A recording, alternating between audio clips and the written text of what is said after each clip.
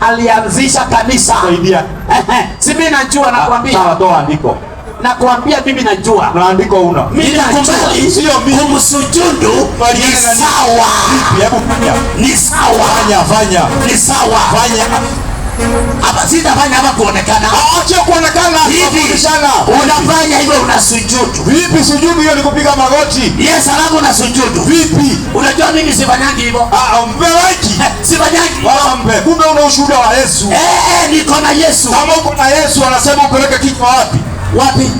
Sonlight TV yatupa matam ya Uislamu tena kwa nidham. Abbas Sonlight TV yatupa matam ya Uislamu tena kwa nidham. Rahmanir Rahim. Alhamdulillahi Rabbil Alamin. Wassalatu wassalamu ala Rasulillah wa ala alihi wa sahbihi ama ba'd. Assalamu alaikum wa rahmatullahi wa barakatuh, ndugu wapendwa watazamaji. Ama baada ya kumhimidi Allah subhanahu wa ta'ala na kumtakia rehma na amani zimwendee mtume wetu Muhammad pamoja na jamaa zake na masahaba zake, karibuni sana. Amani ya Mwenyezi Mungu iwe pamoja nanyi, pamoja na rehma zake na baraka zake. Kwa wale wasionijua, mimi najulikana kama Ramadhan Kuria bin Kaguo, na wale wanaonijua wengi wananijua kwa sababu ya harakati za da'wa za kulingania ama za kuwaita wasiokuwa Waislamu katika dini ya Uislamu. Alhamdulillah, siku ya leo nimepata ugeni kwenye studio yetu kidogo, ugeni wa ndugu yangu Athman Abbas. Yeye ni muhadhiri, ni mwalimu wa dini, ametutangulia kwenye mambo ya dawa, na mimi usema upande mwingine pia na mimi nimemtangulia kwenye mfumo wa dawa mitaani. Tuliozoea kwenye mihadhara, mashaallah tumejifunza mengi kwao na pia tukafikia hapo tulipofikia. Karibu sana ndugu yangu. Naam. Wasalimia watazamaji. Mashaallah, shukran. Assalamu alaikum wa rahmatullahi wa barakatuh. Alhamdulillah, wassalatu wassalamu ala rasulillah. Karibuni sana katika channel zetu, channel ambayo kwamba mnaipenda, channel ambayo kwamba mnazifuatilia, ikiwa ni channel ya Straight Path Da'wa na vile vile channel ya Abbas Online TV. Ikiwa leo ni siku ambayo kwamba nimefanya kidogo ziara kumtembelea ndugu yetu Sheikh Ramadhan Kuria bin Kaguo, ambaye ni maarufu sana, tunamuona katika viwanja vya da'wa. Na ni kweli kwenye hadhara za kawaida, lakini mihadhara da'wa mitaani, hii kweli tumekopi ama tumechukua mfumo huo kutoka kwao. Na ni vizuri kwamba tunapokuwa kila mara tunapata zile ujuzi zaidi tofauti, na ni vizuri kuchukuana nayo, na mfumo huu wa dawa mitaani ni mzuri, nimeipenda, naendelea nayo pamoja na mihadhara. Kwa hivyo tumefanya leo kumfanyia ziara kidogo, kwa sababu ni muda mrefu ambayo Sheikh Ramadhan Kuria hayuko katika viwanja, na nafikiri alikuwa shawaambia sababu ni kwamba ni ugonjwa, na ndugu yako ukimwona na maradhi ni vizuri pia kumtembelea, hasa tunapokuwa tunafanya kazi pamoja katika sunna ya Bwana Mtume Muhammad sallallahu alaihi wasallam. Kwa hiyo hii ndio sababu niko hapa kumtembelea nyumbani, nione namna hali inavyoendelea, na vile vile tupate vile vile kumfanyia dua kwa wingi, na vile vile kupata kumpatia nguvu, maana ni mtihani. Ndugu zangu, hakuna kitu kibaya kama maradhi. Maradhi ukiwa nayo ni mtihani mzito sana, na naelewa ile situation ambayo saizi yuko ndani, sio mchezo. Kwa hivyo inshallah tutazidi vile vile kukuwa na mengi ya kuzungumza, nampatia kidogo nafasi, alafu vile vile tutakuja kurudi kuzungumza zaidi. Naam, shukran sana kwa utambulisho huo. Kwa muda mfupi sana hatuzungumzi sana, maana tumekuja pia kusalimia wafuatiliaji wetu, maana tukinyamaza tena wanashangaa tumeenda wapi. Naam. Kwanza niseme tu inatakiwa tuendelee kusupport hizi channel. Kama uja subscribe hapo kwenye Straight Path Dawa au subscribe, na kama uja subscribe pale kwenye Abbas Online TV pia fanya hima usubscribe. Hii inatuwezesha sisi kufikia watu wengi sana, kwa sababu mitandao ina tabia unapokuwa unatazama sana mtandao fulani wanakuletea mitandao mingine yenye content kama zile. Kwa hivyo ukiangalia sana Straight Path Dawa, unaenda video Straight Path Dawa ikiisha unapata ya Abbas Online ama ya wengine ambao wanafanya kazi kama hizi. Kwa hivyo na watu wanapo subscribe kwa wingi vile vile marafiki zao nao huwa YouTube ina tabia ya kuwafikishia. Wao natazama rafiki yako naye itabidi naye aletewe jumbe kama hizo inshallah. Kwa hivyo sio vibaya, na utakuwa pia umechangia katika kufikisha dawa. Kwa hivyo ndugu zangu, namshukuru Mwenyezi Mungu, naendelea na matibabu na kwanza niwashukuru nyote ambao mmekuwa mkinipigia simu, kunitumia message. Nashukuru kwa kunijali. Na sisi hapa tunaombea dua kwa Mwenyezi Mungu Subhanahu wa Ta'ala awalinde, awahifadhi na awalipeni jana. Sote Mwenyezi Mungu atulipe jana. Amin, amin. Tukutane huko na mtume wetu Muhammad sallallahu alaihi wasallam. Na vile vile tunaomba Mwenyezi Mungu aponye wote wenye maradhi. Amin. Na wafanywe pesi ili waweze kupita salama katika mtihani huo. Na Mwenyezi Mungu atusamehe katika makosa yetu. Inshallah tunasema amin. Amin, amin. Basi hapa niko na ndugu yangu, hatujakuja kupiga mada. Lakini inshallah baada ya hapa mimi nitawekea kipande kidogo cha dawa ambacho niliwahi kukifanya sehemu lakini sikukiweka kutokana kwamba kilikuwa na changamoto ya sauti. Lakini najua kipande kidogo utaweza pia kunufaika nacho inshallah. Mpendwa mtazamaji, hii channel ama hizi channel huwa hatubagui, hatuchagui, hatulengi tu Waislamu. Najua imamu anaposimama kwenye mimbar huwa anahutubia Waislamu, lakini sisi tunaposimama kwenye viwanja hivi ama viwanja hatuongei na Waislamu tu au Wakristo peke yao, tunaongea na watu wote, watu imani zote. Kwa hivyo ndio maana huwa kunazuka mijadala. Na hii mijadala Mwenyezi Mungu ametoa leseni ya kufanya mijadala. Anasema tuwaita watu na tujadiliane nao. Naam, kweli. Kwa hivyo sio kuwalazimisha. Sio kwamba nendeni mkawalazimisha, hapana. Mwenyezi Mungu amesema tuwaita watu kisha tujadiliane nao kwa namna iliyo bora, kwa maneno mazuri. Kwa hivyo kama wewe ni Muislamu ama ni Mkristo au ni Myahudi, bora unaelewa lugha ambayo tunazungumza, karibu sana, na usisahau kusubscribe kama nilivyokueleza. Hata kama una dini. Hata kama una dini. Hapo utapata.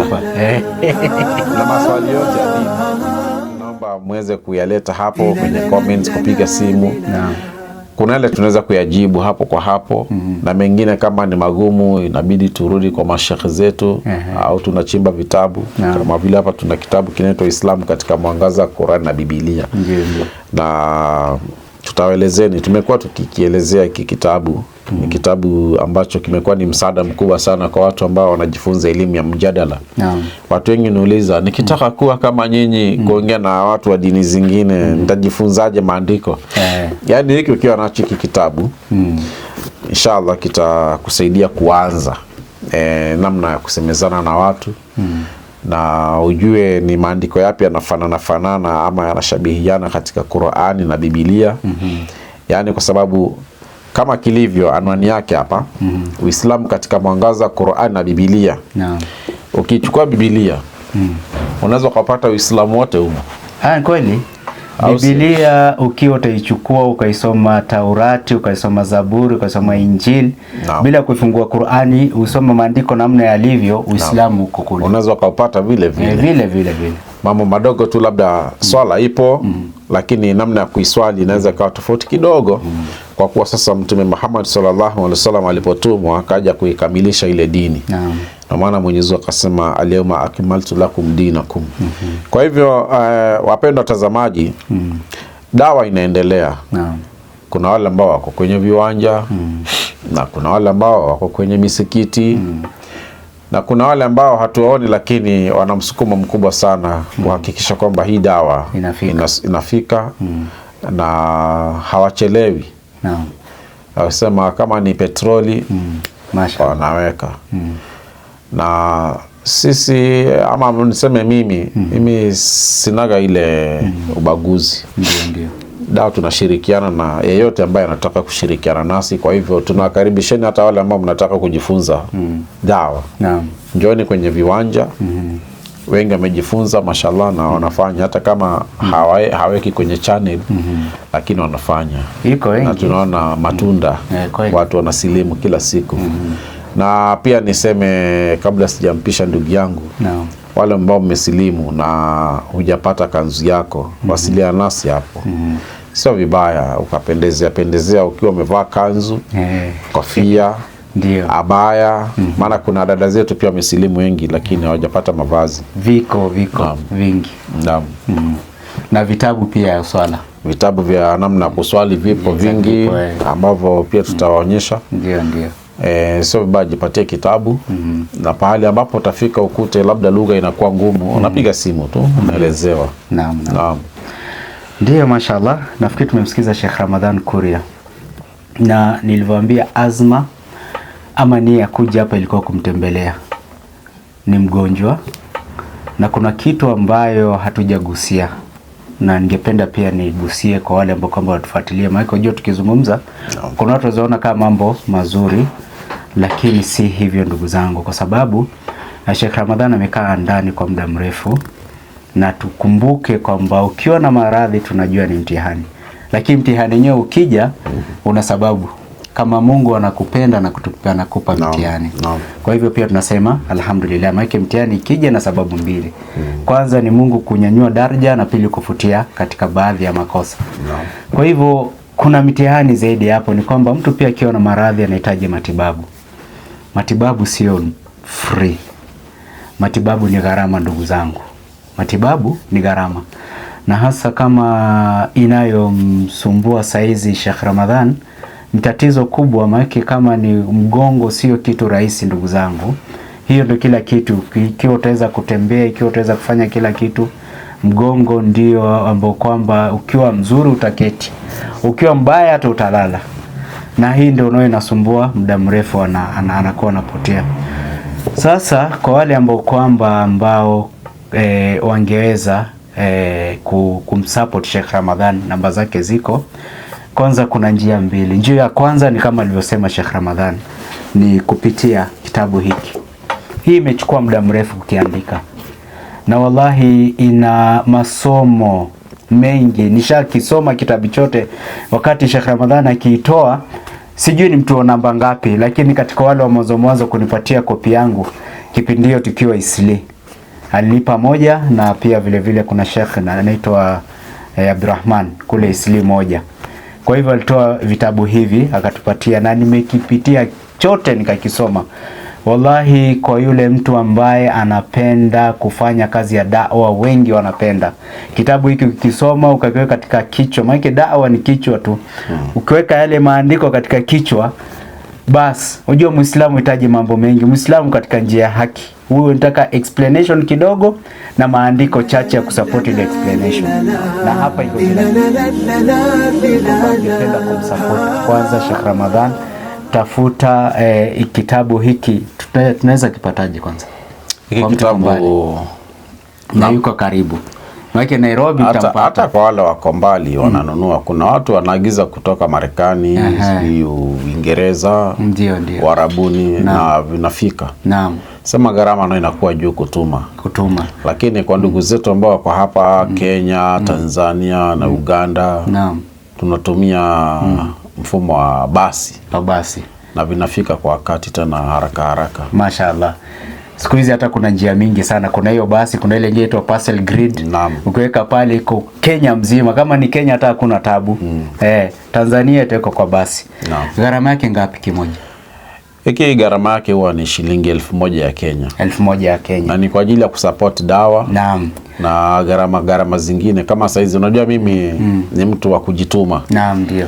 Kwa hivyo Ukiwa na tatizo kama una mbuzi wengi unachukua wawili unauza, alafu sasa na mimi pia na jaribu kuuza hivi vitabu kujisimamia hapa na pale, na sio lazima ununue kitabu, pia unaweza ukachangia hata bila kununua kitabu. Exactly. Naam. Ndio. Kwa hivyo ni vivyo tulivyoambiwa kwamba ni gharama yake ni 1000.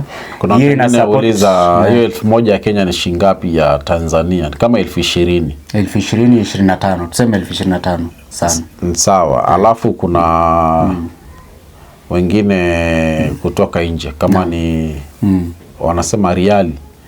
Kama ni riali za Kiomani ni riali 3. Inaweza kuwa riali 3. Riali 3 330 riali 3. Alafu kama ni dola tuseme dola 10. Dola 10. Exactly. Usiharibu mahesabu, si ndio? Dola 10 inakuwa umechangia kitabu kimoja. Inakuwa umechangia kitabu kimoja. Kwa hivyo ndio, na hii ni kuchukua kwa sababu ya mambo kusupport da'wa, kusupport harakati za da'wa na vile vile katika yale ambavyo walikuwa wanasema kama matibabu yake ya Ramaa. Kwa hivyo nunua si kwa sababu ya nini? Hapana. Kwa sababu wewe chukua kwa ile nia kwanza, upate elimu kwanza. Kisha ile upate elimu faida, na vile vile upate ni mchango kwamba da'wa ipate kufikia wengine, na pia Sheikh Ramaa hawezi pia vile vile kujisaidia katika mambo kadhaa katika matibabu na kuendesha mambo zake pia inshallah. Kuna Waislamu wanasema hiki kitabu sasa mimi ni Muislamu tayari, hata nikisoma kinanisaidiaje? Mambo ni mawili, unaweza ukanunua kwa kuwa una hela ukampa mwingine ambaye anahitaji kitabu lakini hana hela, au kanunua wewe ni Muislamu ndio, lakini akija si kwa Muislamu kukuuliza maswali mengine utashindwa, utakwama. Ndio. Na huwa tunaona hata baadhi ya misikiti mashehe wanatupigia simu wanasema nyinyi ndio wale watu wa kusoma Biblia. Hapa tuko na maswali yamekuja, tunaomba mje muweze kuyajibu. Kwa hivyo na wewe ukiwa na hicho kitabu unaweza kujibu maswali mengi. Alafu kuna Waislamu wengi wako na wafanyakazi ambao sio Waislamu. Pale nyumbani unaweza kumchukulia kama zawadi. Ukamwambia soma. Ndio. Uwezi kumlazimisha, lakini ukimpa kama zawadi anaweza akapitia wakati hana kazi nyingi. Ndio.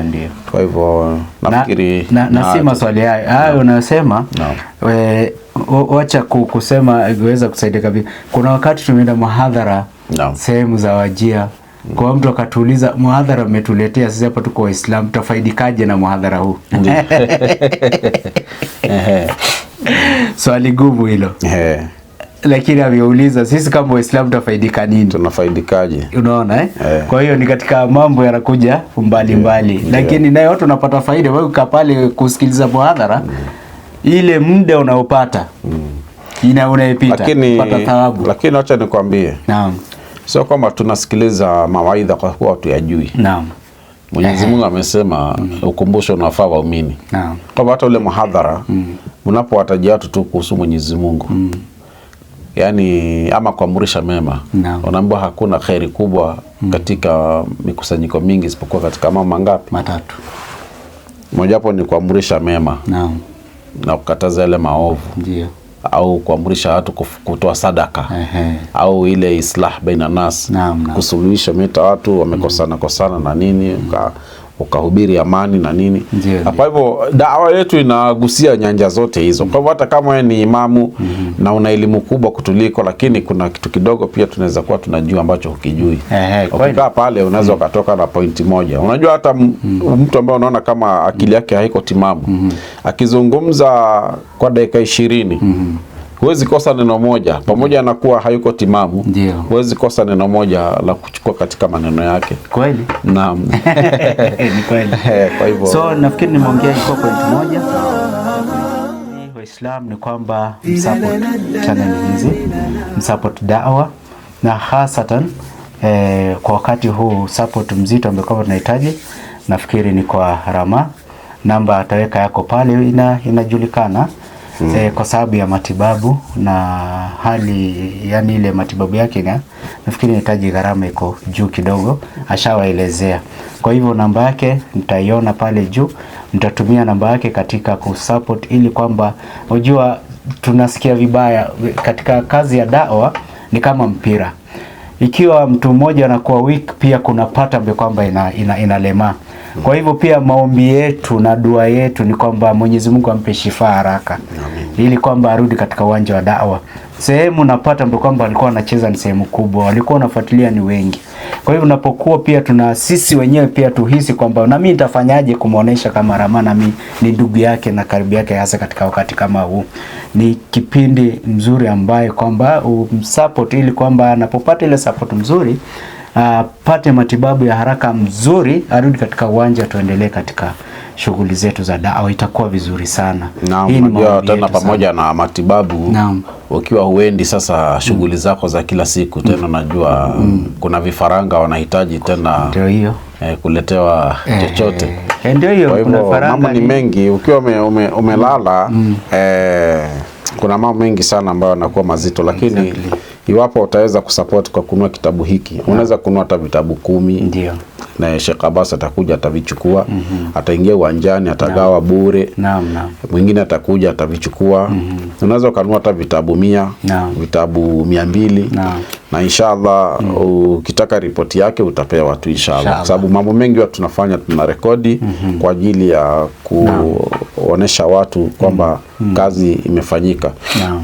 Kwa hivyo nafikiri sina mengi mimi ya kusema, isipokuwa ni kushukuru sana kwa wale ambao mnaendelea kutegea na kufuatilia, mnakuwa mnatenga muda wenu kufuatilia, na wito tu kwa wale ambao hamjakuwa Waislamu, milango iko wazi. Ndio.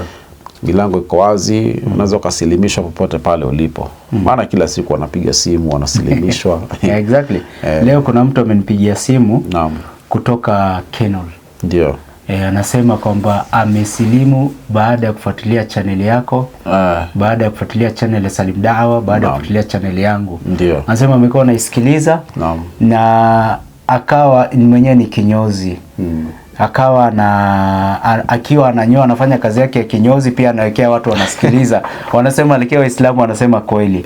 So dakika ya mwisho akaamua kusilimu. Na akanipigia leo simu, anasema kuna wiki moja katika Uislamu. Akasikia raha sana tu tukazungumza, akasema sawa, ni vizuri. Kwa hivyo hizi channel wallahi watu wanafuatilia, wanapiga simu, wanasilimu kwa wingi tena sana. Kwa wingi sana. Si kwamba ati mnaona unaweka kuna wale ambao wapenzi wa dawa wataki hata siku moja ipite akiona content, lakini kuna wengine wanapata faida sana kutoka kwa content hizo. Naam. Kwa hivyo shukrani sana ndugu yangu. Ndio. Bwana Athman. Mimi naye nikuombea dua upate shifa ya haraka. Amin. Na Waislamu wote. Na Waislamu wote. Hata Wakristo wengine naombea dua ndo wasilimu. Naam. Ndio. Kama ni wagonjwa, Mwenyezi Mungu afanye nini, awaponye. Ndio. Ndo waweze kusilimu kwa wepesi. Naam. Amin. Na Waislamu na vile vile pia tumfanyie pia Rama dua, kila mtu penye yako afanye al-Fatiha inshallah. Mwenyezi Mungu ampe shifa katika maradhi, na iwe ni sababu ya Mwenyezi Mungu kumpandisha daraja. Na vile vile sababu ya Mwenyezi Mungu Subhanahu wa Ta'ala kumfutia katika yale makosa zake ambazo kwamba ako nazo, kwa sababu katika maradhi na mitihani Mwenyezi Mungu akileta, hii ndio makusudio. Si kwamba Mwenyezi Mungu akuletea maradhi ama mitihani, pengine unajua kuna watu akiona mtihani anaona labda Mungu sijui ama nini, vitu kama hayo. Lakini huwa Mungu ana test imani yako. Hii ni ile tu test kidogo. Kwa hivyo pia anaangalia subira yako iko wapi. Kwa hivyo inshallah ni kufanya subira njema, na pia vile vile kutarajia kwake shifa, na sisi pia tunatarajia shifa inshallah, ili kwamba turudi pamoja katika uwanja za dawa. Yani kweli natamani sana huko nje, lakini ndio hivyo, kila kitu ni majaliwa. Kwa hivyo kama tulivyokuombeni, wapendwa watazamaji, endeleeni kusubscribe kwa wingi na msaidie kushare, na pia ukiacha like yako hapo na comment. Tunachukua muda kupitia kusoma na kuelewa maoni yenu na mapendekezo yenu, pia kurekebisha kuelimishwa. Kwa hivyo nambari za simu ziko hapo kwa mawasiliano zaidi. Wabillahi tawfik. Assalamu alaikum warahmatullahi wabarakatuh. Wa alaikum salam warahmatullahi wabarakatuh. Yesu anaitwa mwana wa Mungu kwa sababu mbegu yake ilitoka kwa Mungu, sio mwanaume. Umemaliza? Yes. Kwa hivyo wewe ulitoka wapi? Mimi nilitoka kwa mwanaume. Kwa hivyo wenye wameoana bibi na kuoana wana watoto hawajui kazi. Kazi gani? Sijui. Na unasema kazi gani? Ndio tunaongelea nini mzee? Mwanamume na mwanamke kazi yao wamepatiwa kuzaa. Barikiwa. Yes. Kuna watu wameoana hawana watoto. Si ndio wako? Hawajui kazi. Kazi gani? Ni gani inafanywa ndio mtoto apatikane? Wacha tusiende hapo. Lazima tuende, mpe huyu maiki nikuoneshe kitu. Hapa mzee tulipitia kikanisa kando. Hapa yes. Tunaenda kimaandiko. Mpe maiki huyo. Siketi sana, unajua. Haina tatizo, unaenda. Kuna mahali naenda kuomba. Ndio, najua unaenda kuomba. Ndiposa nilikuwa nataka kuhubiria ndugu yangu na wewe. Utanihubiria? Because mimi Mungu huwa ameniita kwa Waislamu. Kidogo mzee. Samueli. Kwa sababu Yesu Kristo ndiye njia na ndiye ukweli. Barikiwa. Yes. Kwa hivyo hakuna kuenda kwa Mungu bila kufuata nani? Yesu Kristo. Lazima upitie kwa Yesu. Subiri. Hakuna njia nyingine. Barikiwa. Hakuna njia nyingine. Amin. Ndugu yangu hakuna. Subiri. Hakuna. Sawa, subiri. Yes. Maiki yako hiyo. Wewe je, unafuata Yesu? Namfuata Yesu. Yesu alienda church? The church. Endelea tu. Endelea. Siendelei. Niko chonjo na kuuliza swali. Yesu ndiyo njia na ndio tunafanyaje? Yesu ndiyo njia na ndiyo ukweli. Na ndio tunafuata. Yesu. Ndio. Yesu, mimi namfuata Yesu. Kiwa. Kuna mahali Yesu alienda church kama wewe? Ali church.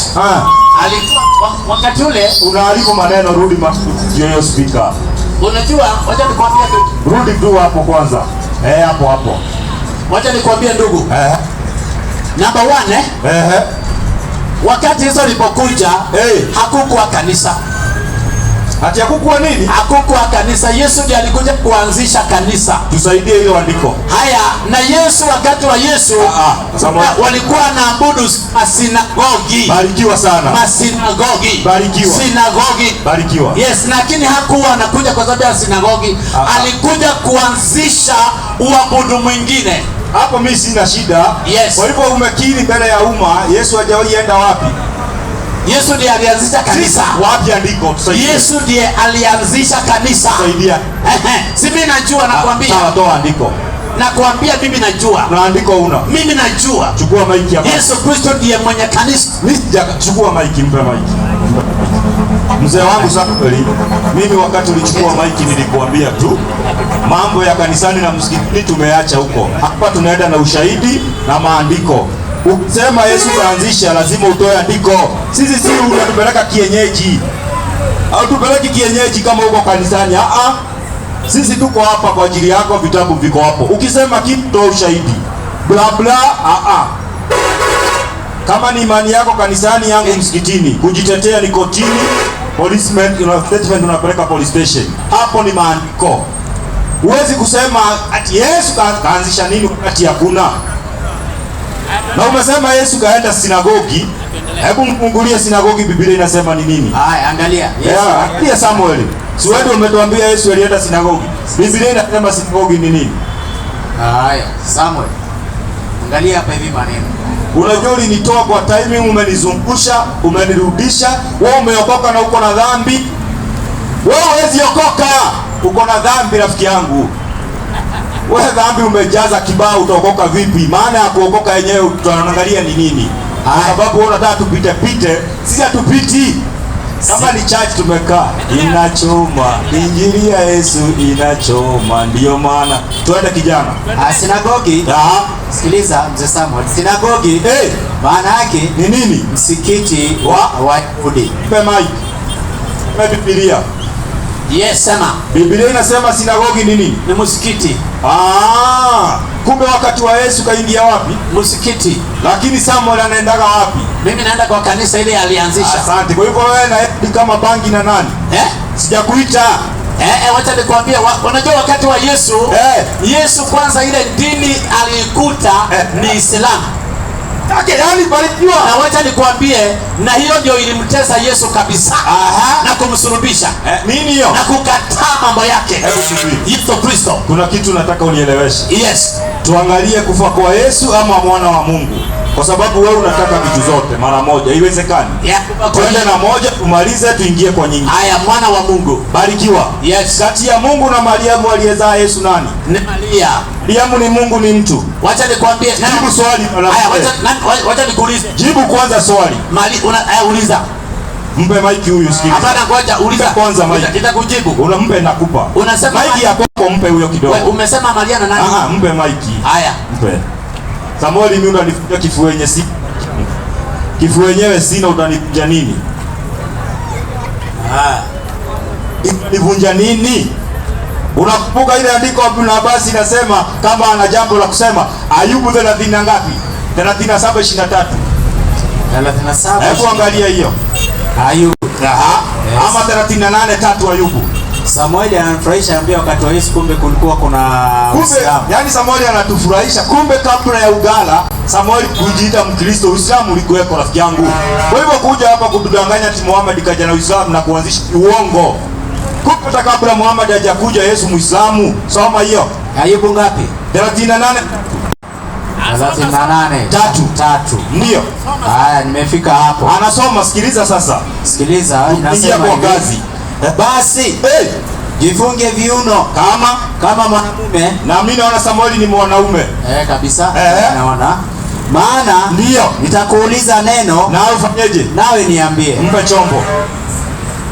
Samueli, uliza ndugu yangu. Biblia inasema ukiwa mwanaume ukiulizwa ufanye mwanaume, ukiulizwa ufanye nini? Rudia, usinipate mimi. Nairudia tena. Ndio. Inasema basi jifunge viuno kama mwanamume. Na najua Samuel uko na kipi kazi? Maana nitakuuliza neno, nawe niambie. Mpe. Biblia inakiri. Aya, sema. Ukiwa mwanaume, ukiulizwa ufanyeje? Nifunge kiuno. Alafu ukiulizwa swali ufanyeje? Endelea. Siendelee, ukiulizwa ufanye nini? Nimejua tu kujifunga kiuno. Ndio, ukiwa mwanaume. Alafu ukiulizwa swali ufanyeje? Nijibu. Barikiwa. Kati ya Yesu na Mariamu aliyezaa Yesu nani? Ni Maria. Sio nani? Ni Maria. Sio nani? Ni Maria. Maria ni Mungu, ni mtu. Ni mtu. Mtu akizaa anazaa nini? Haya, anazaa mtoto. Ambaye ni mnyama, ni mtu. Ni mtoto. Tuendelee. Yes, mtu kama mnyama. Haya, endelea hapo ndipo Wapi? Nauliza swali. Yes, uliza. Mariamu ni mtu, ni Mungu. Ni mtu, mwanamke. Mtu akizaa anazaa nini? Anazaa mtoto, mwana. Mtu mnyama. Ngoja niulize swali. Na kuuliza. Sawa. Sasa huyu mtoto kuna bali unajificha. Umenielewa? Haya, wacha nikuulize. Huyu mtoto ametoka kwa nani? Niulize hiyo swali. Na kuuliza kwanza. Ukinijibu nitakuuliza. Niulize. Haya, Mariamu alipozaa Yesu. Mariamu alikuwa Mungu, mtu. Alikuwa mtu. Mtu akizaa anazaa nini? Anazaa mwana, mtoto. Mtu ama mnyama? Mtu. Kwa hivyo Yesu ni Mungu? Sijakuita. Kwa hivyo Yesu ni mtu. Yaani wewe umemaliza, unatupasua kifua bure. Wacha niulize swali. Na kuuliza, Mungu ni mtu, si mtu? Haya, wacha nami nikuulize. Wacha nikuulize ndugu yangu. Hii mbegu iliingia Maria ilitoka wapi? Kwa sababu mwanamke anaweza akazaa peke yake. Unataka kujibu Qur'an? Nataka hivi nataka huyu mtoto amezaliwa na Maria. Yesu huyo. Hii mbegu ilitoka wapi? Ni Mungu alitamka Mariamu kuwa na mimba akawa nayo. Very good. Ni Mungu alitamka neno. Sio kitendo cha ndoa. Hapana, ni neno good. Sawa. Tulia kidogo. Yes. Mimi sasa nakufuata. Sasa umekuja vizuri. Subiri. Mpe mic. Umekuja sawa. 3:45. Umekuja sawa. Imran. Haya. Ndio. Imran, a'udhu billahi minash shaitani rajim. Sawa. Bismillahir rahmanir rahim. Sawa. Yesu ni Bwana. 3:45. 3:45. Yaani vijana mmeshiba kweli, simtulie hata. Nini kitu na nini? 3:45. Haya. Kumbukeni aliposema malaika awe Maryam. Sikiliza hiyo wewe Samuel. Hii ni Qur'ani. Ajua hiyo ni Qur'ani. Sikiliza, hii ni Qur'ani inasema hivi. Ndio. A'udhu billahi minash shaitani rajim. Bismillahir rahmanir rahim. Ndio. Kumbukeni aliposema malaika, ewe Maryam, Mwenyezi Mungu anakupa habari njema za kumzaa mtoto safi bila ya mume. Mpe maiki. Qur'ani inasema. Thank you very much. Umekuja sasa. Twende kazi. Subiri mzee. Yes. Si umeuliza swali? Nimeuliza. Sasa mimi nataka kujibu tena, uko na majibu mfukoni? Hapana, jibu bwana. Sasa ndio nasema hivi. Mwenyezi Mungu anakiri kwamba Mariamu aliletewa habari na Gabrieli ya kumwambia utazaa pasipo na nani? Mwanaume. Kwa nini? Mpe amalize. Haya. Mwenyezi Mungu anakupa habari njema za kumzaa mtoto bila ya mume, safi, bali kwa kutamka tu neno litokalo kwake na kukwambia zaa, akafanyaje? Kazaa pasina kuingiliwa. Yes, tunaenda vizuri ndugu yangu. Kwa hivyo unakubaliana na hilo andiko? Yeah, kabisa. Ala. Barikiwa sana. Kumbe sisi Waislamu tunaamini Yesu alizaliwa kwa muujiza. Muujiza, hakuzaliwa na sperms. Yes, sawa. Ni kweli? Endelea. Good. Okay, unakuja vizuri. Ni kweli? Kabisa. Barikiwa. Yes. Sasa ni Qur'ani aliza. Hiyo ni Qur'ani. Sisi Qur'ani hatujaambiwa Yesu ni mtoto wa Mungu. Kwani sasa nani aliweka huyo mtoto ndani? Ya nani? Hiyo mbegu ili imee ndani ya tumbo ya Maria, nani aliweka na sio mwanaume? Imesema ni nini? Ni Mungu mwenyewe kwa kutamka. Imesema ni nini? Imesema hivi Mungu akatamka neno. Mpe maiki arudie. Sikiliza. Alafu Samuel Jazba acha. Twende pole tu, rudia. Tunaanza tena. 3 Qur'ani. Ndio. Sura ya 3 ama 19 yote tu mahali umefika. Aya ya 45 nimefika. Nasema kumbukeni waliposema malaika. Mpe maiki. Aliyeleta habari ya Mariamu kumzaa Yesu nani? Ni malaika Gabriel. Mpe maiki. Usichanganyikiwe mbele. Ewe Mariamu, safi. Mwenyezi Mungu anakupa habari njema za kumzaa mtoto bila ya mume, safi, bali kwa kutamkwa neno tu litokalo kwake, bali kwa kutamkwa neno alipotamka kuwe na bingu kukawa. Yake alizizaa. Na kukwambia zaa, ukafanyeje? Ukazaa pasina kuingiliwa. Mpe. Yes. Pasipo mwanaume. Alikwambia zaa, kufanyeje? Akamwambia zaa. Akafanyeje? Akazaa bila mume. Bana. Tatizo liko wapi? Haya, sasa very good. Sasa kikaumbika kwa sababu ya neno. Mtoto akaumbika ndani ya Maria.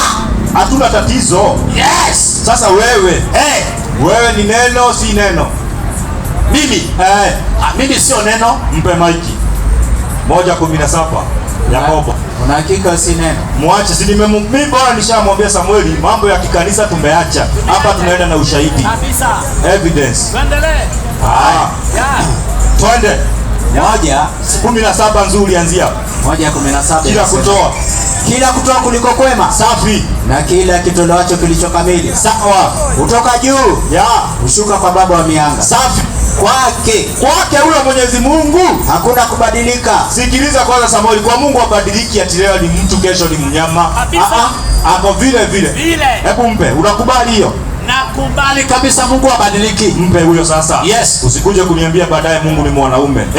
Wala kivuli cha kugeuka. Yaani yeye sio kinyonga. Sawa. Kwa kupenda kwake. Kwa kupenda kwa huyo Mwenyezi Mungu. Samuel. Yes. Mwenyewe alituzaa sisi. Alimizaa mimi na Samueli na Yesu na wengine kwa neno. Mpe. Kwa neno. Mpe.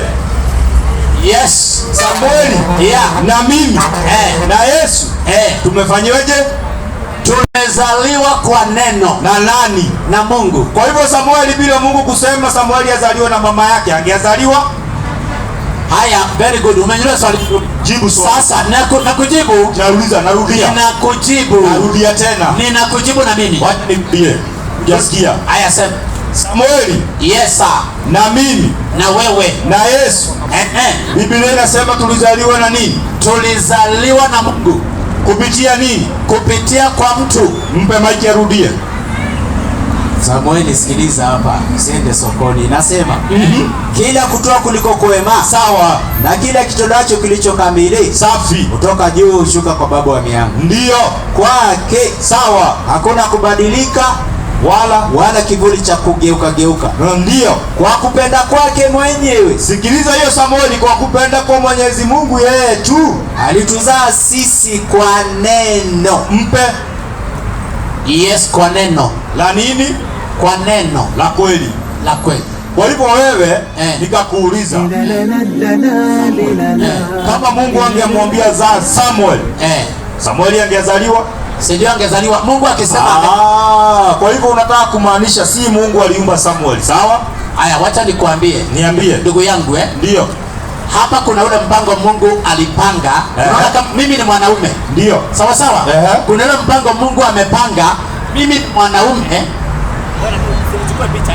Sikuchukui nazungusha kidogo. Mimi ni mwanaume. Na sasa mimi kwa sababu mimi si Mungu, ni lazima naye Mungu anipatie mwanamke. Hebu nisikilize. Unasikia? Ili sasa tuzae watoto. Lakini Mungu mwenyewe ako na uwezo wa kusema mtoto zaliwa na anazaliwa. Hebu nirudie tena, kwa sababu wewe mzee, nilichokuja kukugundua hapa, hatufanyi mahubiri ya kuhubiri bro, tunahubiri mahubiri ya maandiko. Ukisema kitu unatoa ushahidi. Ndio. Sasa wapi ushahidi ya maneno yako? Ya kusema nini? Ushahidi ni hivi. Wewe si wewe ni mwanaume, si ndio? Wewe ni mwanaume? Unaona tu. Ngoja, na uko na mwanamke? Mkitaka kuzaa kuna vile Mungu tunaweza taka kuzaa, lakini kama Mungu hataki atufanyije? Sasa hiyo sasa wacha nikwambie jibu swali. Kwa hivyo uko na bibi? Yes. Mungu kama hajataka mzae unaweza zaa? Mungu akiwa hataki, hapana, hatuwezi. Asante. Kwa hivyo anayeumba ndio mwanamke apate mimba nani? Ni Mungu. Yes. Enda swali lingine. Ujanja mwisho mzee wangu. Haya sasa ndugu yangu. Njia ya kwenda kwa Mungu wa kweli ni Yesu Kristo peke yake. Barikiwa. Na wacha nikwambie kwa nini nasema hivyo, ili hata mimi niende. Bali naenda kuhubiri Injili. Wacha nikwambie kwa sababu Yesu alikufa na akafufuka. Tarehe ngapi? Muhammad alikufa na hakufufuka, kwa hivyo mifupa yake ilikulwa na mbwa. Na Muhammad ambaye ni Muhammad ule mnasema prophet wa mwisho alikuwa na wanawake 4. Unajua uongo hiyo. Wewe andiko gani? Tunasoma. Alikuwa na 4 wives. Na akafa na hakufufuka. Barikiwa. Yes. Na Yesu Kristo alikufa na akafufuka. Anaishi milele. Subiri. Yes. Wacha niache kwanza kukufuata mahali unaenda. Mimi sasa kidogo. Mimi nakwambia mambo ya Yesu. Sawa, tunarudi kwa Yesu. Kile tunasema sisi wa Kristo tunamfuata Yesu Kristo kwa sababu alikufa na siku ya tatu, na alikuwa anasema nitakufa siku ya tatu nitafufuka, na Yesu Kristo ndiye anatuondolea dhambi. Kwa hivyo wewe Samueli una nini? Sina dhambi. Mpe maiki. Kwa sababu ya Yesu Kristo. Sawa, mpe 1:8 wana. Yes. Kwa sababu Yesu maiki. Ukiongea sana mzee wangu unaharibu. Wewe umeshakiri una dhambi. Mimi nilikwambia kanisani waambie Yesu kanitembelea. Huko hapa sikiliza vitu. Twende. Alafu anasema mifupa ya Muhammad ilikuliwa. Unajua huyu nimemwambia tujadili Muhammad ama Yesu. Haya. Na ukitaka Muhammad umwezi. Man na Muhammadun abaakum. Twende. Inasema hivi. Tukisema ndio kwamba kama Samuel, kama Samuel kwamba safi hatuna dhambi. Kama Samuel anatukimbia ama tuambia hana dhambi? Hatuna dhambi. Kama Samuel tunajidanganya wenyewe. Chombo. Yes. Umesema vizuri. Yes. Sio sisi tumesema. Ile Bible imesema. Imesema Samuel kwa kukiri hana dhambi. Yes. Anafanyaje? Haya, anajidanganya. Kwa hivyo wewe Samuel ulipokaa hapo unafanyaje? Wacha nikwambie nani? Jibu swali. Uliza tena nisikie. Mpe huyo arudie. Mpe arudie. Nimesikia. Haujasikia. Kila mtu ni mwenye. Mpe arudie. Hajasema kila mtu ni mwenye dhambi, nasema hivi. Sikiliza wewe basi kama vile ulisema. Ndio maana tuko na masikio mbili Samuel. Sikia sana, ona sana, ndogo. Twende. Tukisema kama Samuel amesema hapo hana dhambi. Samuel amesema saa hizi kwamba hatuna dhambi. Ndio. Tunajidanganya wenyewe. Maliza. Yes. Wala kweli ndio haimo mwetu. Mpe. Kwa hivyo ukisema hauna dhambi, yes, unafanyaje? Ninajidanganya. Na kweli, na wewe ndani yako una nini? Sina ukweli. Ndio unatudanganya hapa. Haya sasa acha nikujibu. Nikujibu sasa. Jibu. Haya maandiko imeandikwa kwa sababu kila mtu ametenda dhambi. Sasa Yesu Kristo amekuja aondoe dhambi. Sawa. Kwa hivyo tuulize Yesu Yesu ulibeba dhambi ya Samuel ama hukubeba? Alibeba. 20:17. Ya, alibeba dhambi yangu. Mpe maiki. 21:8 Ufunuo Yohana. 21:8. Mtoto wa Zebedai. 8:21. Ndiyo conclusion. Basi akaambia tena, Ndiyo. mimi naondoka. Mpe maiki. Yes. Unakubali hayo maneno? Kabisa. Na Yesu anasema mimi naondoka. Mpe maiki sasa. Yes. Mpe maiki. Na sauti isibadilike. Nanyi mtanitafuta. Na wewe Samueli utatafuta Yesu? Nanyi Samueli, nanyi mtakufa katika dhambi. Mpe maiki. Very good. Haya. Subiri Samueli. Yes, nikujibu. Andiko linasema. Nikujibu. Andiko linasema. Nikujibu. Andiko linasema. Samueli atakufa kwa nini? Mimi sitakufa kwa sababu. Nipe maiki arudie.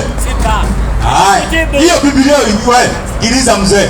Inasema hivi. Biblia hiyo King James tumesoma, Union Version, Revival Standard Version, King James Imprimato, African Bible, Yes. Kanoni. Hakuna andiko lako. Na sisi tumekaa kama ni church. Sawa. Kama ni hiyo Biblia tumeipitia miaka 7 na wewe ndugu yangu. Kwa hivyo una jipya. Rudia andiko, sikiliza wewe. Basi akawaambia tena, mimi naondoka. Safi. Nanyi mtanitafuta. Safi. Nanyi mtakufa wapi? Katika dhambi yenu. Mpe. Alikuwa anaambia akina nani? Sio wewe. Sio mimi. Mimi sio mimi. Asante. Yes. Alikuwa anaambia nani? Wacha nikujibu. Alikuwa anaambia wale ambao walikataa kumwamini. Wewe unamwamini? Si ndio? Safi kabisa. Namwamini. Akisema kitu leo utakataa, utakubali. Yes, okay. Ikiwa ni yeye ameniambia na lazima tu nitasema. Utakubali. Nitakubali. Mpe maiki. 19:10 Ufunuo. Haya. Wala siongei na wewe tena mzee, unani kweli wewe hatari. Soma hiyo. 19:10. Nasema hivi. Hiyo tumemaliza, tuende tukaangalie Yesu kweli kafa kakufuka. Yes. Tena dakika 5 tu, maandiko 2, mambo yako kwisha. Nikaanguka mbele ya miguu yake. Ndio. Ili nimsujudie. Safi. Akanambia, angalia usifanye hivi. Mimi ndio wako na wa ndugu zako walio na ushuhuda wa Yesu. Mpe maiki huyo. Wewe uko na ushuhuda wa Yesu? Niko na ushuhuda wake. Mpe amalize. Walio na ushuhuda wa Yesu. Fanya nini? Msujudie Mungu. Mpe. Kumbe Yesu. Yes. Anasema Samueli, ukiwa na ushuhuda wake ni msujudu. Usujudie nani? Yesu. Mpe arudie tena. Yes. Hiyo ni jazba. Arudia tena.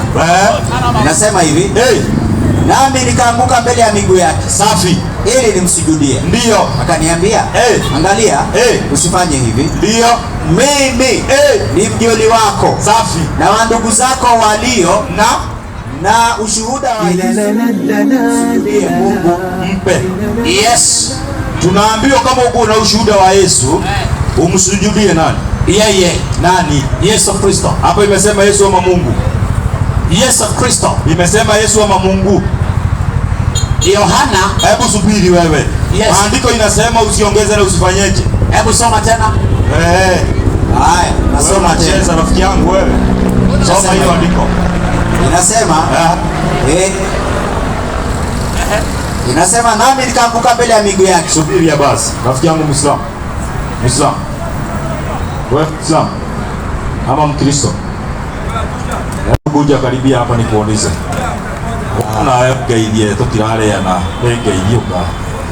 Wewe Muislamu mzee. Muislamu wewe. Mkenya sawa. Wewe Muislamu ama Mkristo? Nataka uwe Muislamu. Ningependa uwe Muislamu. Hebu njoo nikupe kiti hapa kidogo tu. Si lazima. Kwa hiari yako tu. Hebu tulia tu. Njoo ndugu yangu, usiogope. Kaburini unabaki peke yako wala uendi na mwingine. Ni kweli? Muislamu? Barikiwa, alafu kidume kweli wewe. Hebu tulia hapa. Wewe ni mkristo. Wewe ni nini? Rafiki yangu Muislamu. Na wewe? Hebu nikusalimia kijana. Pili, andiko linarudiwa tumalize. Kama una jipya unatoa, kama hauna unampa mwingine. Soma hiyo. Haya, narudia. Nami nikaanguka mbele ya miguu yake ili nimsujudie. Safi. Akanambia, angalia, usifanye hivi. Ndio. Mimi ni mjoli wako. Safi. Na wa ndugu zako walio na ushuhuda wa Yesu. Kama Samuel hapo anakiri hapo na ushuhuda wa Yesu. Msujudie Mungu. Mpe. Anayesujudiwa nani? Mungu. Wao unasujudia Mungu? Yes. Vipi? Nasujudia Mungu. Kwa sababu mimi nataka nionyeshe watu nini maana ya kusujudu. Kwa sababu wewe unazunguka. Sawa, very good. Unasema unajua alikuja akamsujudu. Vipi? Kupiga magoti hapa. Kupiga magoti ni hivi. Akamwambia sasa. Ngoja. Kupiga magoti ni hivi, si hivi. Ni hivi, si hivi. Yuko ni kupiga magoti. Barikiwa, mimi kupiga magoti. Msujudu sasa, msujudu. Sasa wewe, ngoja. Kupiga magoti ni hivi, sawa? Haya, msujudu sasa. Kusujudu. Ujuzi sio? Sijui. Nionyeshe. Akafanyaje? Maiki imeisha eti. Alafu akaambiwa nini? Ndio nakuuliza, kusujudu ni kufanyaje? Hilo ni sawa. Sawa. Yes, ni sawa. Ndio sawa. Ni sawa. Ni kupeleka kichwa wapi? Hapo chini. Ndio kufanyaje? Lakini aliambiwa namna gani? Ndio kufanyaje? Ni kusujudu. Na wao unatuambia unapeleka kichwa wapi? Chini. Hivyo wewe, watu wakikuona ukipeleka kichwa chini, watajua Samuel ni nani? Wacha nikwambie. Usiniambie ni nani? Kusujudu. Unasikia? Nasikia. Unaweza sujudu hivyo lakini moyo wako uko mbali. Hatuyuko kwa moyo. You are pretending. Hatuyuko kwa moyo. Yes. Tuko kwa tendo. Haya, wacha nikwambie. Subiri. Haya, wakati alipofanya hivyo aliambiwa namna gani? Akaambiwa usifanye hivyo. Iko gani? Hilo andiko tumesoma. Linasema aje? Ameambiwa wewe subiri. Usifanye hivi, mimi ni. Kumbe hata uji conversation. Ya nini? Nani anaongea hapo? Ni Yohana. Anaambia nani? Anaambia Yesu. Chukua maiki ya basi. Kwani nani anasujudu hapa? Ndugu yangu, mpe maiki arudie. Wewe si Yohana anaambia Yesu. Rudia. Inasema hivi. Mzee ndio. Hiyo ndio kasi. Huko, si hapa. Hapa ni nyingine. Rudia tena. Nami nikaanguka Yohana. Yaani wewe Samueli kelele mimi unaniweza. Yohana akafanya nini? Subiri. Kelele wewe unaniweza. Lakini maandiko uniwezi, tulia. Hapo andiko anaambiwa ni Yohana anaambiwa katika visima vya Patmo na malaika. Kimbia ndicho nini? Sasa twende. Nasema nami nikaanguka mbele ya miguu yake. Safi. Ili nimsujudie. Wewe, huyo ni Yohana anataka kusujudia malaika. Akaniambia, kwanza tusimdhulumu, mpe maiki. Chukua maiki. Unakubali kwamba ni Yohana alitaka kusujudia malaika? Alikuwa na kusujudu. Alitaka kusujudia nani? Malaika. Mpe maiki. Sasa sikiliza malaika anamwambia nini. Inaendelea kusema. Akaniambia, angalia. Ndio. Usifanye hivi. Mimi ndio ni mjoli wako. Yaani mimi malaika Yohana, wewe mimi ndio ni mjumbe kwako. Na wa ndugu zako walio na ushuhuda wa Yesu. Kama Samuel, kama mimi. Usujudie Mungu. Mpe. Usujudie nani? Mungu. Kwa hivyo uanze kupeleka kichwa wapi? Sio lazima upeleke kule. Wapi hiyo? Sio lazima andiko. Sio lazima. Wapi andiko hilo? Sio lazima. Okay, ni sawa. Mpe maiki. Hata mimi nikimsujudu hivyo, ni sawa. Wacha nikubalie na wewe. Sio mimi. Nitakubali kumsujudu. Ni sawa. Hebu fanya. Ni sawa. Fanya. Ni sawa. Fanya. Hapa sitafanya hapa kuonekana. Sio kuonekana. Hivi. Unafanya hivyo, unasujudu. Vipi sujudu hiyo? Ni kupiga magoti. Yes, alafu unasujudu. Vipi? Unajua mimi sifanyangi hivyo. Mpe maiki. Sifanyangi. Mpe. Kumbe una ushuhuda wa Yesu. Niko na Yesu. Kama uko na Yesu anasema upeleke kichwa wapi? Wapi? Jui. Mpe maiki. Ufanyangi hivyo, una ushuhuda wa Yesu. Una rafiki yangu. Ukikuwa nayo ungekuwa unafanya hivyo. Na ndio ndio maandiko. Samueli. Ndio maana basi nikamwambia Samueli, yeye ajui Yesu. Mimi najua mpaka kuka ya Yesu na shosho ya Yesu. Na huwezi kuwa Muislamu kama uamini Yesu. Acha hiyo kasumba ya kanisani. Haui Muislamu mpaka uamini Yesu. Haui kabisa, lazima uamini Yesu. Very good. Kwa hivyo wewe umefika mwisho, hauna lolote. Huyu ashaisha, alafu asujudu ana nini? Sasa nataka tutoe andiko moja aende akahubiri, tusalimie wengine. 27:63 Mathayo. Haya, sikia hii andiko la mwisho. Tena siongei na yeye huyo tena, hiyo ni fiction. Wewe hujasujudu, dhambi uko nazo. Yaani wewe pastor unaenda unaambia mtu mshirika, nipe fungu la 10. Wakati Biblia haijakwambia ule, hiyo ni dhambi. Inaendelea kusema, wewe unakula mali ya mayatima na wajane huko na unatupigia kelele tu rafiki yangu. Wakasema Bwana, tumekumbuka kwamba yule mjanja alisema. Sikiliza wewe Samueli, tumekumbuka ya kwamba ule mjanja alisema alipokuwa akali hai. Safi.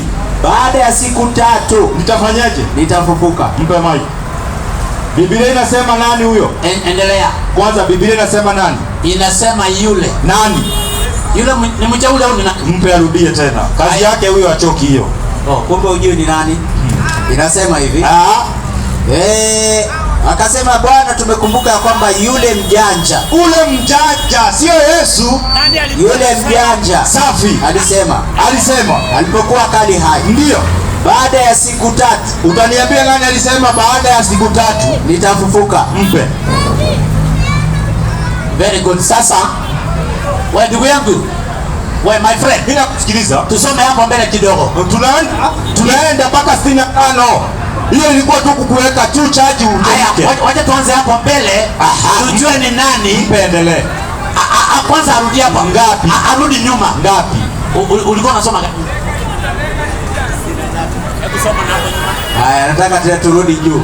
Rudi nyuma. Rafiki yangu unacheza. Haya. Hata siku ya pili. Ndiyo iliyo baada ya maandalio. Sawa. Wakuwa makuhani na Mafarisayo wakamkusanyikia Pilato. Akasema Bwana, tumekumbuka kwamba yule mjanja alisema alipokuwa kali hai. Safi. Baada ya siku 3 ndio nitafufuka. Maliza. Basi amuru kwamba, sikiliza, amuru ya kwamba kaburi lilindwe salama hata siku ya 3. Safi. Wasije wanafunzi wake wakamuiba na kuambia watu kama Samueli amefuka katika wafu. Ndio. Na udanganyifu wa mwisho. Atikudai Yesu kafa na akafufuka ni nini? Na udanganyifu wa mwisho. Atikudai Yesu kafa na akafufuka ni nini? Udanganyifu. Ni uongo. Maliza. Na udanganyifu wa mwisho utazidi, utapita ule wa kwanza. Mpe chombo. Mafarisayo walikuwa akina nani? Mafarisayo walikuwa wanampinga Yesu Kristo, na ndio wanaambiwa na maandiko, ndio walipanga waende wakatoe uongo. Unasikia? Mafarisayo, lakini sio wa Yesu Kristo, sio akina Petero, ni Mafarisayo. Umemaliza? Yes, nimemaliza.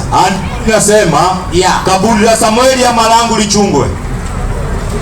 Kaburi la nani? Langu lako? Ni wao walikuwa wanasema hivi Mafarisayo.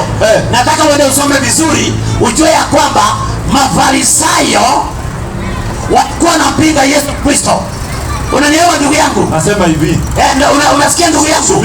Usome hapo mwanzo, hapo katikati na uongezee hapo ili ujue the content of the scripture. Nauliza hivi. Yes. Kaburi linaloamrishwa ndio ni lako? Ni la Yesu, na Yesu. Kumbe wanaodai wakachunga kaburi ya Yesu. Nani walikuwa wanasema ikalindwe?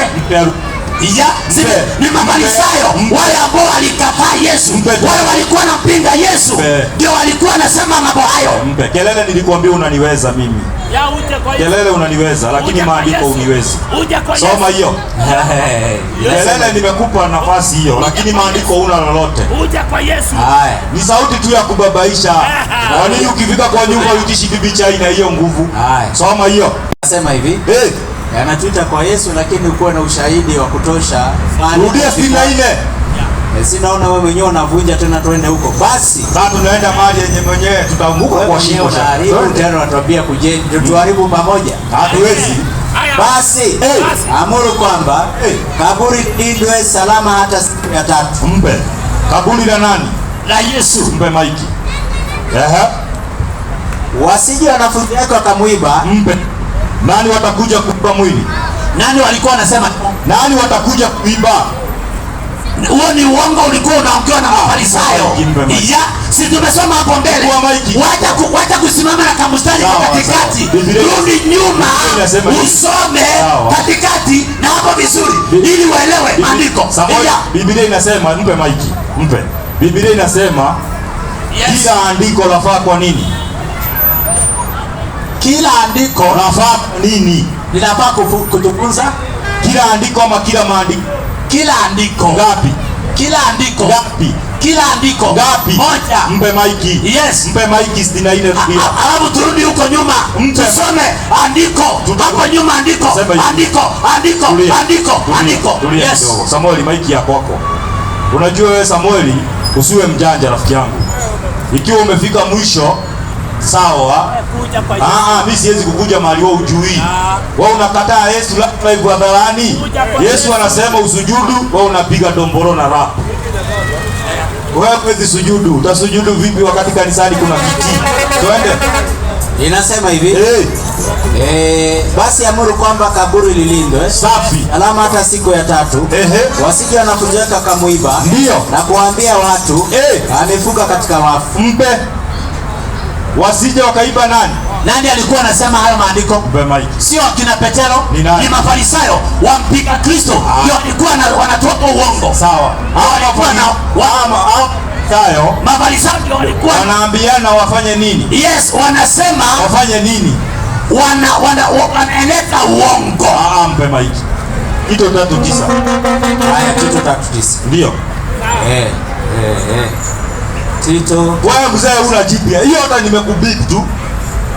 Hakuna andiko Mungu aliua Yesu kwa sababu kazi ya kuua ni ya Mungu. Hakuna andiko hilo. Hauna. Uniambie nini wakati una nataka andiko?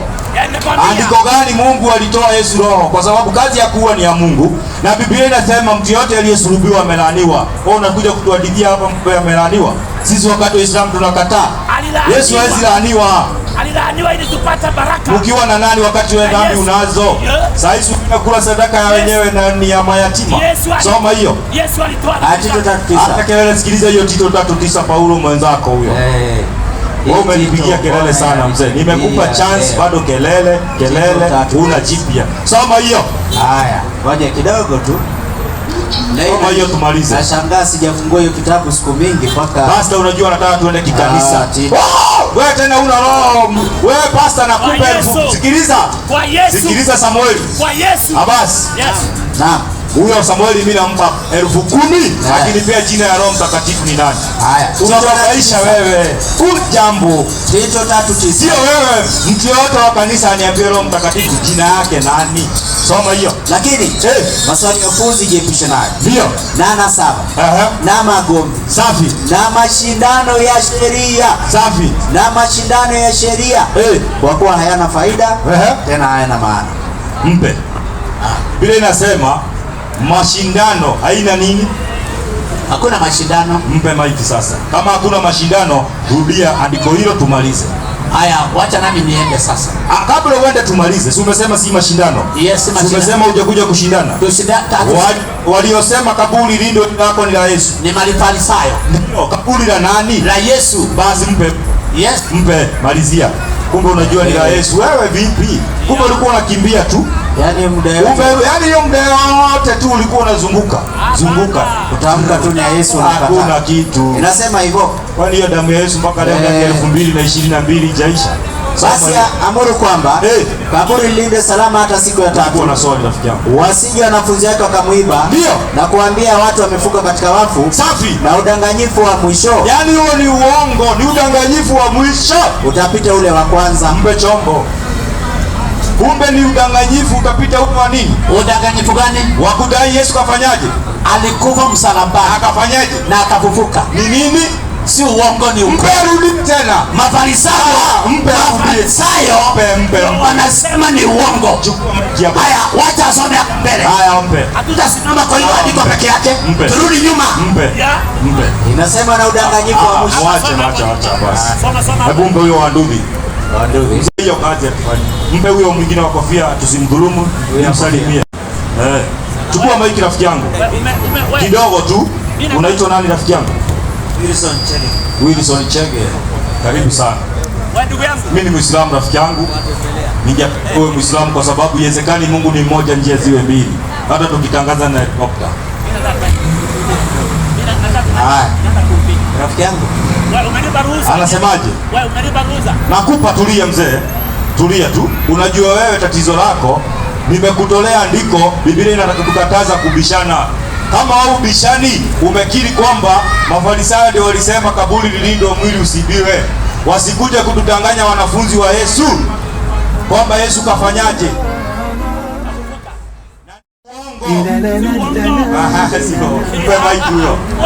Waendelea kubishana, Biblia ndio endelee kuwa Mkristo mkweli. Salimia amani ya Bwana Yesu ndio hapa. Kuita nani? Nimesikia ukisema ya kwamba kwanza kidogo rafiki yangu, mimi kwa elia yako ndio jina yako. Naitwa Maina. Maina. Yes. Karibu sana. Asante sana. Ukiwa na swali kidogo tu, wa Qur'ani ama kwa Biblia? Zote mbili, Biblia sawa na Qur'an Karim. Leta hiyo swali. Kwanza ningependa, nimesikia ukiambia ndugu kwamba Mungu hakumuua Yesu, si ndio? Nimesema hivi, narudia tena. Yes. Andiko gani Mungu anatangaza kifo cha Yesu yeye kamuua?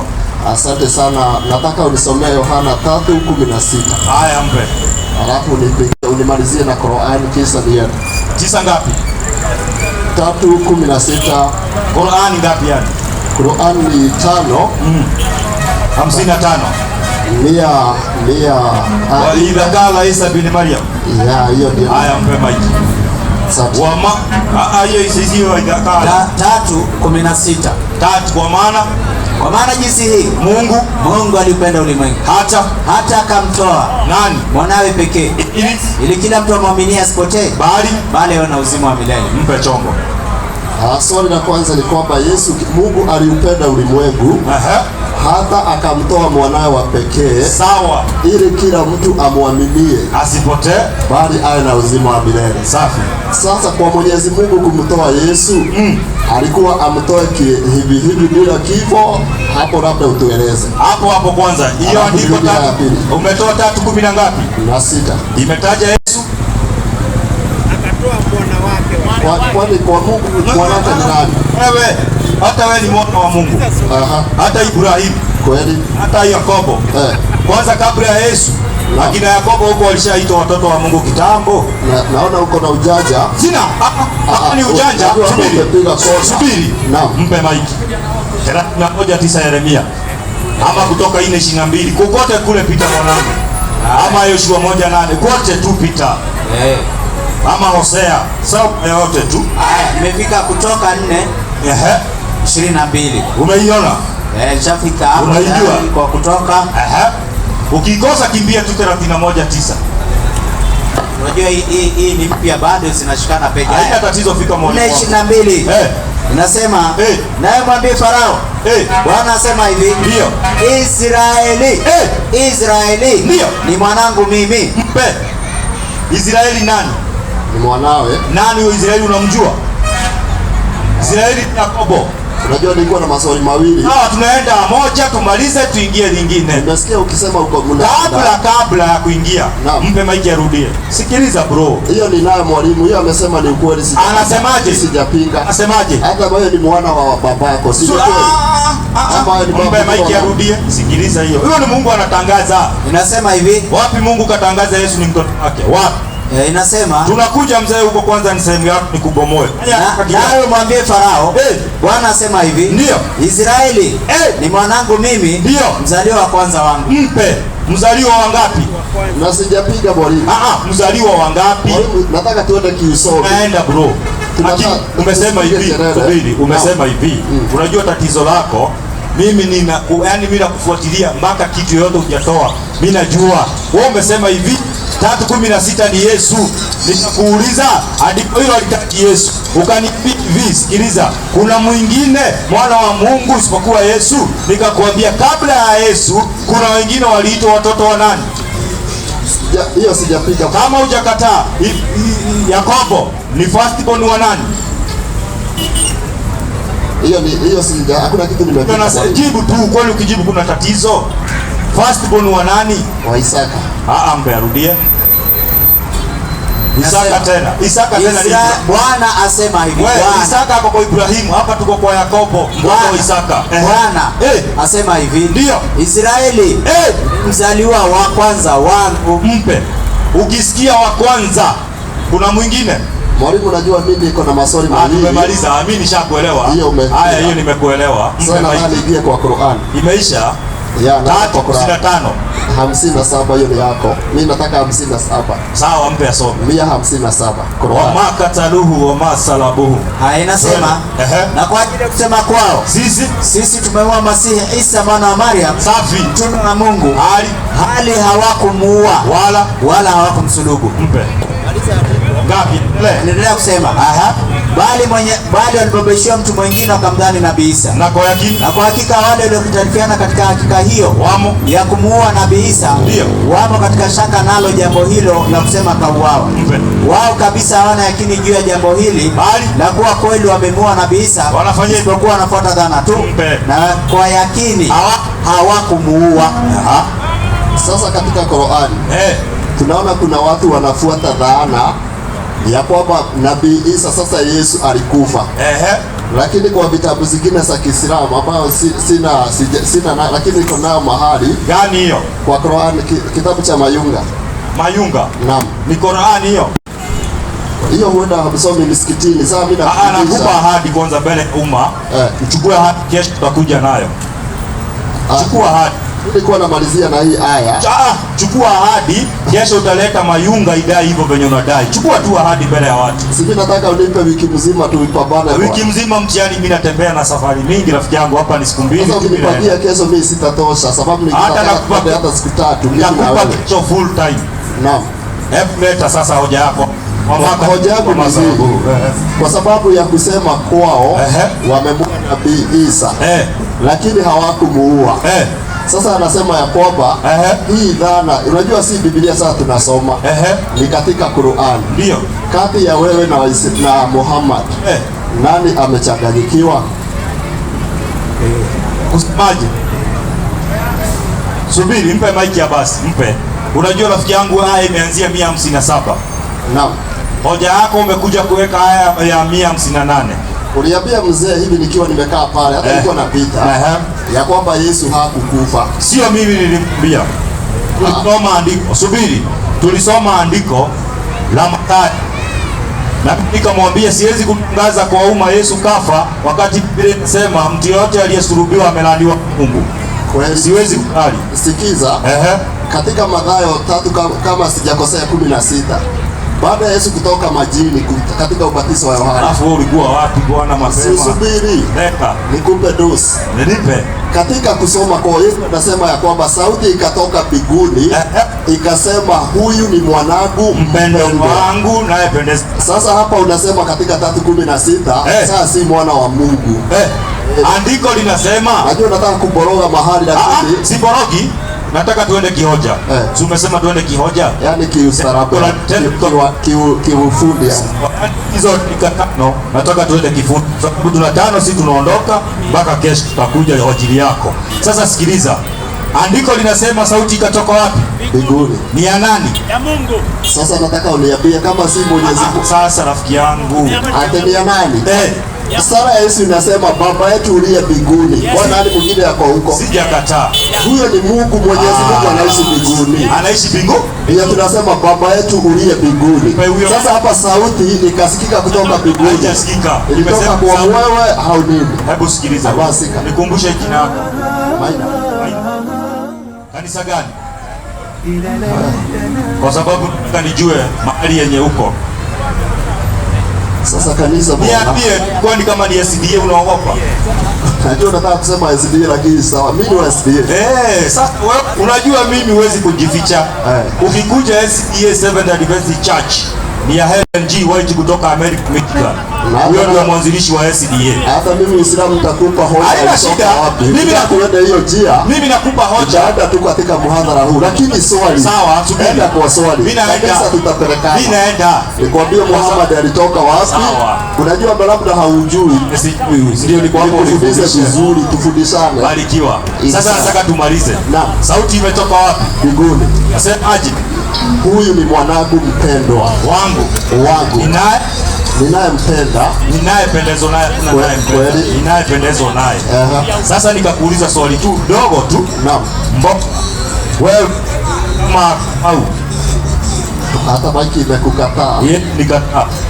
Nikukata tu inakata. Kwa sababu wewe ushajua. Unajua wewe CDS taki twende. Umenikataza. Nimesikia. Maiki imekupinga pia. Wewe subiri. Nikuuliza swali la mwisho. Umesema sauti imetoka mbinguni, ukasema ni ya Mungu. Ni ya Mungu. Nani mwingine anaishi? Nani mwingine anaishi mbinguni? Haya, basi chukua maiki tusome hilo andiko moja tufunge. Ameuliza hilo. Nani anaishi mbinguni mwingine? Halafu 10:17 Luka. Tufungie hapo maana hiyo tu. Hata nimemwambia unajua kesho wako kanisa. Wewe kuja hapa kanisa. Sasa naenda kusali. Na ukuje na hizo hoja. Kanisa ya SDA ni ya mama. Huyo uruki, mimi nakupa ushahidi ukitaka hapo tu. Sikuambia ati nitakuja kesho. SDA tena kanisa ya 3 duniani. Twende.